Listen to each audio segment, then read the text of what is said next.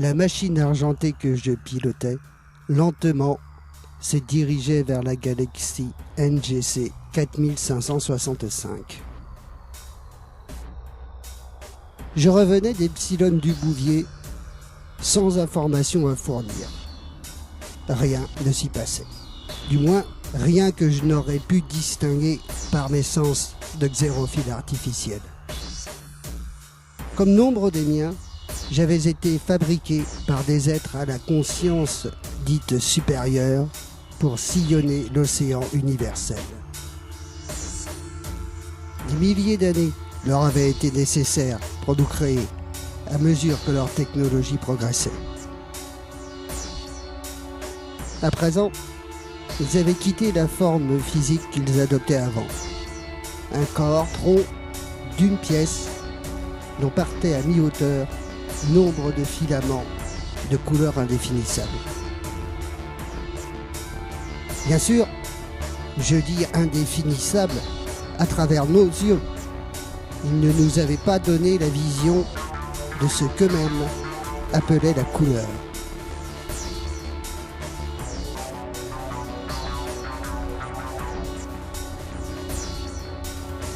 Ils avaient fini par un processus scientifique qui nous restait bien entendu incompréhensible, par s'amalgamer les uns aux autres pour ne plus former que 7 êtres différents, si gigantesques qu'il leur avait fallu investir la plus grosse des planètes de notre galaxie.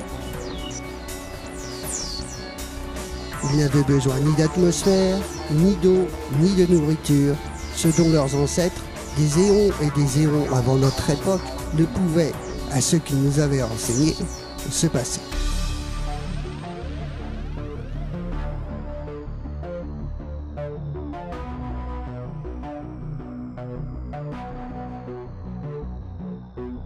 Conscients qu'ils étaient de la vitesse de la révolution passée, ils avaient conclu que s'il leur fallait tôt ou tard prendre contact avec d'autres êtres, il était préférable d'envoyer vers eux des émissaires dont la forme ne ferait pas frémir au premier regard. Ainsi, avaient-ils décidé de nous créer. Nos organismes étaient adaptés tant au froid du vide spatial qu'aux chaleurs intenses et aux milieux les plus secs.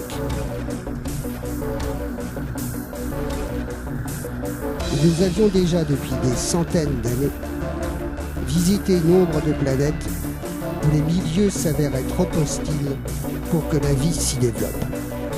Aucun acide aminé n'aurait pu y trouver refuge.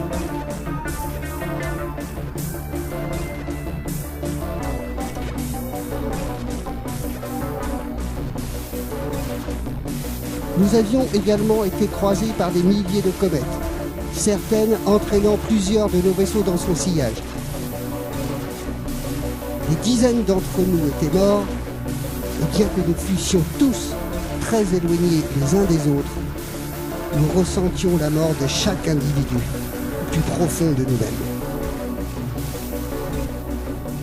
Voilà une chose que nos créateurs n'avaient pas prévue. Nous avions développé un esprit groupe qui nous liait.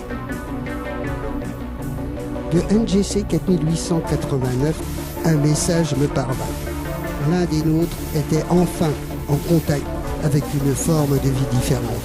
Et nous vivions à travers lui cette rencontre.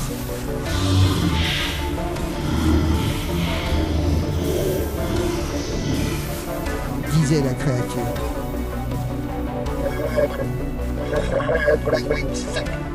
Répondions-nous, comme si nous avions su que nous communiquions ainsi un message de paix.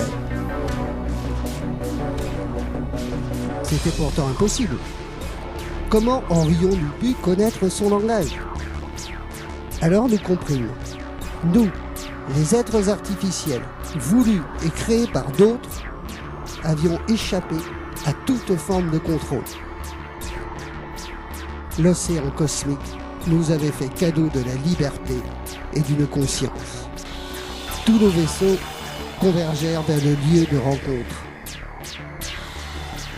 Oubliez nos créateurs, oubliez nos missions et nos programmations. la créature nous invitait à partager l'éternité en sa compagnie. Une éternité de liberté. Comment aurions-nous pu refuser ?